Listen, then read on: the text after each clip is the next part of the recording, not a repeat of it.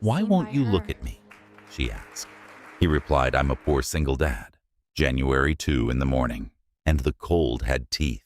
Chicago in winter wasn't a city that apologized for itself. It pressed down on you, stripped you bare, reminded you exactly how small you were against all those glass towers and frozen wind corridors that seemed to go on forever. The kind of cold that made you think about where you were and why you were there, and whether any of it was worth the shaking in your hands. Marcus Chen was 41 years old, and he'd been lying underneath an HVAC duct on the 42nd floor of Helios Capital for the last 3 years. 3 years of arriving before dawn. 3 years of leaving after dark. 3 years of learning how to move through a building like he wasn't really there, like he was part of the infrastructure, like he was something to be built into the walls and forgotten about immediately after. He'd gotten good at it. Invisibility. That was the word he used in his own head. Not hiding exactly. Invisibility. Because hiding meant you were running from something, meant you were afraid. And Marcus Chen wasn't afraid. He was careful. There was a difference. His uniform was slate gray, the same color as the ductwork. He wore it like a second skin. His shoulders were broad from years of physical work. His face had settled into something quiet, not unfriendly. People sometimes mistook it for unfriendly, but contained, like a house with all the curtains drawn, everything going on inside, and nothing leaking out. The building was empty except for him. The trading floor was silent. Usually, it was a pressure cooker of voices. Chairs rolling, keyboards clicking, deals being made, money moving around, people talking over each other. But at 2 in the morning, it was just the groan of the building settling in the wind and the mechanical exhale of the HVAC system that he was currently lying underneath. The secondary return duct on the east side had been pulling warm air instead of circulating it. Small problem. Invisible problem. The kind of problem nobody noticed until the thermostat crept up 2 degrees and someone in a $7,000 suit got uncomfortable. That was his job. Finding the invisible problems before anyone had to notice them. Before they escalated. Before they became someone else's emergency. He worked with the slow, deliberate economy of someone who had learned that rushing things cost more than time. He understood the philosophy. His own father had been a plumber. Not a great father. Not there much. But when he was working on a pipe, he treated it like it deserved his full attention. Like it mattered. Like the person who would eventually use that pipe had a right to something done right. Marcus had inherited that. Not the plumbing. The philosophy. Things broke. You fixed them. You did it right. Or you did it again. You didn't give up, and you didn't accept less than whole. He was deep in the ductwork adjusting the damper actuator when he heard the sound. Heels on tile. Purposeful. Slightly impatient. The kind of sound that belonged to someone who moved through space, like it had been arranged specifically for them. Which at Helios Capital, it largely had been. He kept working. Didn't look up. His hands stayed steady, even though something in his chest tightened. He knew who it was before she said anything, before she even got close. Some part of him always knew when she was near. Victoria Ashford, 44 years old, CEO and co-founder of Helios Capital. The Ashford in the company name. She had the kind of face that made you want to study it. Strong jaw, dark eyes that seemed to be running calculations even when she was supposed to be relaxing. Dark hair pulled back with the efficiency of someone who had stopped caring about how it looked, and somehow that had made it look better. She wore her authority like armor that she'd had so long she forgot it was there. She stopped about 12 feet away. He felt the change in the room, the way you feel a pressure shift, a slight change in air. An awareness that something was different. "Why won't you look at me?" she asked. The question landed in the quiet room and sat there, just sat there, waiting for an answer he wasn't sure how to give. Marcus kept working. He kept his eyes on the ductwork. He kept his hands moving. After a long moment, he said the thing he always said. Just focused on the work, ma'am. You've been on this floor dozens of times. She didn't accept it. That's not what I asked. He pulled himself out from under the duct and sat up, not quite standing, just sitting there on the cold floor in his gray uniform in the middle of the night. He looked at the floor beside her feet. Her shoes were expensive, the kind that cost more than his rent, worth more than his entire outfit probably, worth more than his car. I'm just the maintenance tech, he said carefully. Professional distance and all that. My name is Victoria. She interrupted. And boundaries require you to actually see someone to maintain distance from them. You haven't even allowed yourself to see me. I've noticed everything about you. Where are you from? Why you work nights? Why you look like you're carrying something too heavy for anyone to carry alone. He stood up then, because staying on the floor felt suddenly wrong. Dangerous even. He redirected his gaze to the middle distance, the glass wall beyond her. The snowstorm pressing itself against the city. The orange-white glow of Chicago at night. Everything that wasn't her face. She waited. He could feel her looking at him. The way you feel a hand near a flame. The heat of being noticed. The danger of being seen. I can't, he said, and he meant it. She left after that. He heard her heels move away. The sound fading. The silence returning. He sat there for a long time and thought about all the ways he had made himself small, all the routes through the building he'd memorized to avoid the corridors where she might be, all the systems he'd worked on at night, specifically, so he wouldn't have to see her during the day. 3 years. She had watched him for 3 years. The next 3 days were difficult. Marcus couldn't focus. He kept replaying the conversation. He kept noticing things about her he'd been actively avoiding noticing. The way she moved, the intelligence in her eyes, the fact that she'd been watching him, that she had questions about him, that she'd cared enough to ask them. He tried to reinstall invisibility, took jobs that kept him away from the upper floors, rerouted around spaces where she might appear. But it didn't work the same way anymore. The system was compromised. His own daughter could tell something was wrong. Sophie was 5 years old, and she could see right through him. She asked him one evening when he came home, "Why are you scared?" Not scared about what, just scared. Kids know. They understand their parents better than anyone else in the world. He couldn't explain to her, so he held her. He held her and promised everything was fine. But everything wasn't fine. Everything had changed the moment Victoria Ashford decided to ask him why he wouldn't look at her. Margaret Holt from 3B noticed it too. She was 70 years old, a retired school teacher. She'd been watching Sophie on his late shifts for 3 years now, sitting in his apartment with her mystery novels and her herbal tea, asking for nothing except the occasional jar of the pasta sauce he made on Sundays. She'd learned patience from 40 years of teaching children. She didn't ask him direct questions. Instead, she made him tea and sat with him. She created space for him to speak. "I've watched you hide Marcus," she said finally. "I've watched you make yourself smaller and smaller. And Sophie is watching. She's learning from you that this is how you survive. That being loved means disappearing." The words hit him hard because they were true. He didn't want Sophie to learn invisibility. He wanted her to believe the world was good, that people could be trusted, that love didn't mean abandonment. But how could he teach her that while living the opposite lesson? That night, he sat in Sophie's room. She was sleeping. Her small hand was outside the blanket, reaching for something, and he realized. His daughter was reaching for something, and her father was teaching her not to reach. He went to the kitchen and pulled out the file, the Sterling Holdings account. Victoria had slipped it to him at some point. He opened it and started reading.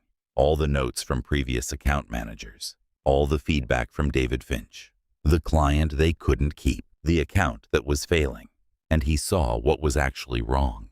The problem wasn't the strategy.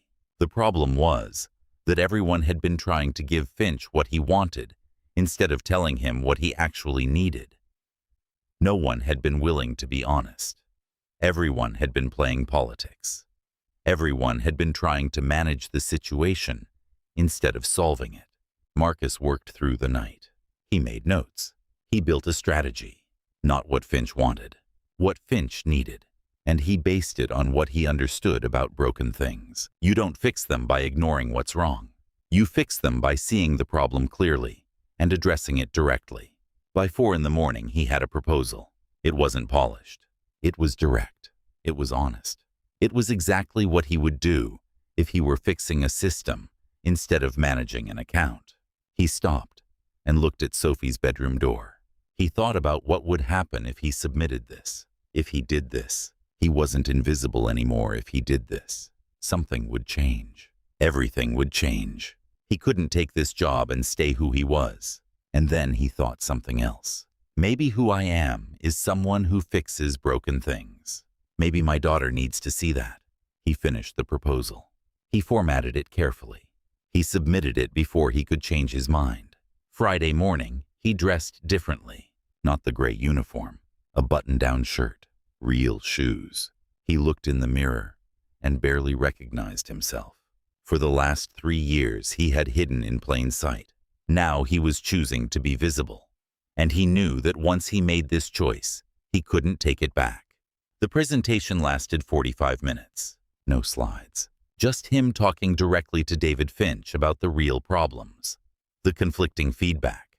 The lack of clear direction. The fact that Finch's own team didn't trust the strategy because Finch kept changing it. Finch was uncomfortable. Nobody had ever talked to him like this. They'd always told him he was right, or managed his expectations, or worked around his indecision. Nobody had said, your leadership is inconsistent, and you don't have the courage to commit to a direction. But Marcus didn't say it mean. He said it like a man who saw what was broken and wanted to help fix it. I see what's wrong. I can help you fix it, if you're willing to face it. Finch asked hard questions. Marcus answered them directly. No posturing. No trying to sell something. Just honesty. When can you start? Finch finally asked. That evening, Marcus called the school and asked if he could pick Sophie up early.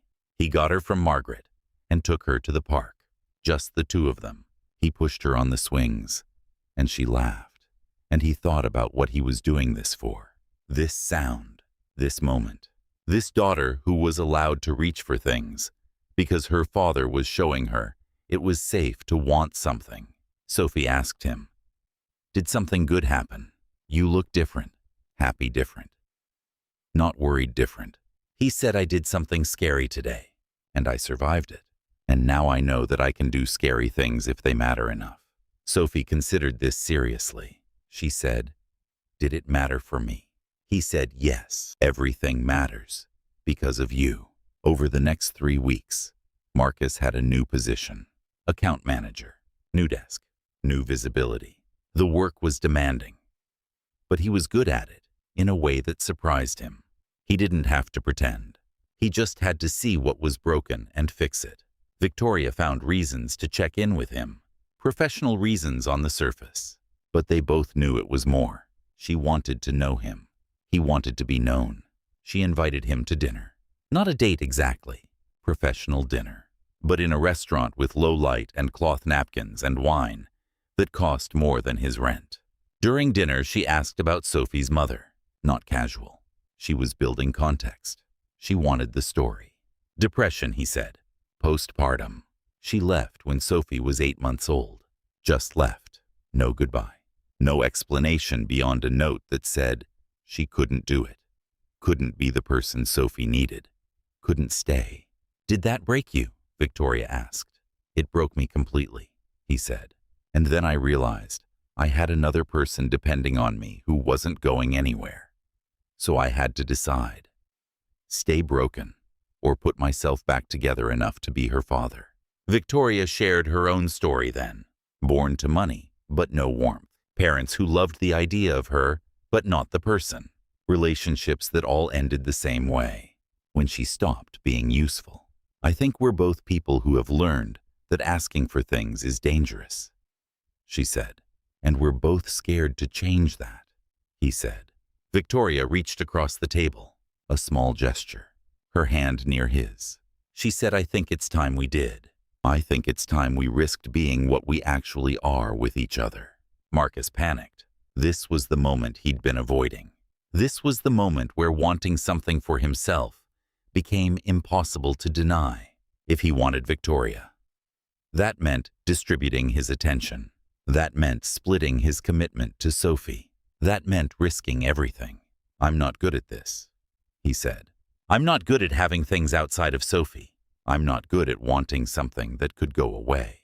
Victoria said nobody's good at that, but some people are brave enough to do it anyway. Over the next 2 months, they moved slowly and carefully. Friday dinners became Wednesday dinners, became Saturday brunches. Victoria started meeting Sophie, but carefully. Marcus was still terrified of what happened if Sophie got attached and then lost another person. The first time Victoria met Sophie was at the park. Sophie brought her favorite stuffed animal, Gerald the elephant. She was doing research. She was going to decide if this woman was safe. Victoria showed up with a yellow kite, Sophie's color. Not by accident, by design. She'd done her homework. She knew Sophie loved yellow because Marcus had talked about his daughter constantly at work. They flew the kite, Sophie and Victoria. Marcus watched from a distance, his entire body tense with anticipation and fear. Sophie asked, "Are you going to stay?" Victoria crouched to Sophie's eye level. "I would like to, if that's okay with you." Sophie considered. She held Gerald up. Gerald has to agree too. Victoria took Gerald seriously. She asked him what he thought. She listened to Sophie's answer about what Gerald supposedly said. And in that moment, Marcus realized, this woman is going to love my daughter the way I love her. Over the following months, Victoria became a regular part of their lives. Not intrusive, just present. She came to Sophie's school events. She helped with homework. She taught Sophie about elephants because that became their thing. Sophie started drawing. She drew Victoria and Marcus together. She drew the three of them as a family unit. She was building something in her imagination, and then building it in reality. Margaret noticed the change. She said, "You're happy, actually happy, not just surviving." Marcus said, "I'm terrified. Every day, I'm terrified that something will go wrong." Margaret said, "Of course you are. That's what love is. It's the terror of having something you could lose and choosing to keep showing up anyway." The apartment on South Paulina was too small for 3 people. Victoria mentioned this gently. She had more space, a place where Sophie could have her own room, a place where they could all fit. Marcus was afraid to leave the apartment. He'd built it. He'd fixed it. It was his proof that he could provide. But Sophie said something that changed everything. "I like the apartment," she said, "but I would like a bigger room. I would like to have space to grow." So they moved into Victoria's apartment, a place with light, with air, with actual room for a life bigger than survival. On the first night, Sophie slept in her new room, painted the colors she'd chosen, and Marcus and Victoria stood in the hallway watching her sleep. And Marcus thought, this is what visibility looks like. This is what it means to stop hiding. December morning, and Marcus was in the kitchen making coffee. Victoria came in from her bedroom and asked him something that stopped him completely. She said, "Marry me." Not a question, a statement. She'd been thinking about this for months. Marcus said, "Why?" Victoria said, "Because I love you. Because I love Sophie. Because I've spent my entire life building things alone. And I finally want to build something with someone. Because I see you completely. And I'm not going anywhere." Marcus was afraid. This was the ultimate commitment. This was the ultimate rejection of invisibility. This was legal and binding and public. He said, "If something goes wrong." Victoria said, "Then we fix it. Like you fix broken things. We see what's wrong and we fix it. We don't run. We don't hide. We face it." Sophie came into the kitchen. She saw something was happening. Victoria looked at Marcus. She said, "I want to ask you with your daughter here. Because this isn't just about us." Marcus looked at Sophie. She nodded. He said yes. December 15th. And the wedding was small. 26 people. The people who actually mattered. Marcus wore a suit. For the first time in his life, He wasn't hiding in uniform. He was visible. This mattered to him. He stood in front of the mirror and barely recognized the man looking back. Sophie wore a dress she picked out. Not white, but pale yellow. She wasn't giving things up for this wedding. She was bringing the best of herself to it. She brought Gerald in Marcus's jacket pocket. Gerald was an official member of this family. Margaret sat in the front row in her best blue dress and cried quietly and happily. She cried because she'd watched Marcus go from invisible to visible, from broken to whole, from teaching his daughter that love is dangerous to teaching her that love is brave. They had vows, real vows, not written in some fancy way, but written by the three of them together, a family making promises to each other. Marcus said, "I learned to hide because I was afraid. I learned to be invisible because I thought that was the only way to protect my daughter. But you showed me that the greatest gift I can give her is to show her that love is possible. That connection is possible. That visibility doesn't destroy you. It saves you." Victoria said, "I learned to be strong because I thought strength meant not needing anyone. But you showed me that real strength is the courage to let someone see you and love you anyway. I choose this. I choose you. I choose Sophie. I choose to build this life with intention." Sophie said, "I was scared my daddy was sad, but now I know he was just scared, and now he's not scared anymore. And Gerald is very happy." When they kissed, the entire room felt the weight of what they'd overcome. This wasn't just a wedding. This was a transformation. After the wedding, at the reception, Marcus stood with a drink in his hand and watched his daughter dance with Victoria. He thought about that night on the 42nd floor. When Victoria asked, "Why won't you look at me?" He thought about all the ways that question broke open his entire life. He thought about every moment of terror and every moment of joy, and how they were both necessary. He thought, "I looked. I finally looked, and she was still there. She stayed. Both of them stayed." 1 year later, Marcus and Victoria and Sophie had built a life that was bigger than any of them imagined. Marcus no longer worked in maintenance. He worked in account management. He was visible in a way that used to terrify him. People knew his name. People asked his opinion. People valued his insight. Victoria's company had changed under her guidance. More family-friendly policies, better wages, a culture that valued people instead of just productivity. She'd learned from Marcus that leadership isn't about control. It's about seeing people clearly and bringing out their best. Sophie was in first grade. She drew constantly. Her drawings were no longer about her father hiding. They were about her family in color, in light, in rooms that weren't gray, but yellow and blue and gold. On a snowy December night, exactly 1 year after the wedding, Marcus woke to snowfall. The same kind of snow that had brought Victoria onto his floor years ago. He looked at Victoria sleeping beside him. He thought about the question, "Why won't you look at me?" He'd been looking ever since. He'd been looking at Victoria. He'd been looking at Sophie. He'd been looking at his own life and realizing that visibility was not dangerous. Hiding was what was dangerous. Hiding was what cut you off from everything that mattered. He didn't wake Victoria. He just watched her sleep and felt grateful in a way that was almost too large to contain. He thought, "I spent years learning to disappear. It took one woman asking one question to teach me how to reappear, to teach me that the most important thing you can do is show up, be visible, be present, be willing to be known." He thought about Sophie. He thought about what he was teaching her, that it was safe to reach for things. That connection was possible. That love was not something to hide from, but something to move toward. He went back to bed and held Victoria and slept the sleep of a man who was no longer running. Outside, the snow kept falling quiet and purposeful, accumulating on ledges and window frames, wrapping the city in something white and still. And inside the apartment, that was full of light and air and room for 3 people to live and breathe and grow together, Marcus Chen was finally home, finally visible, finally at peace.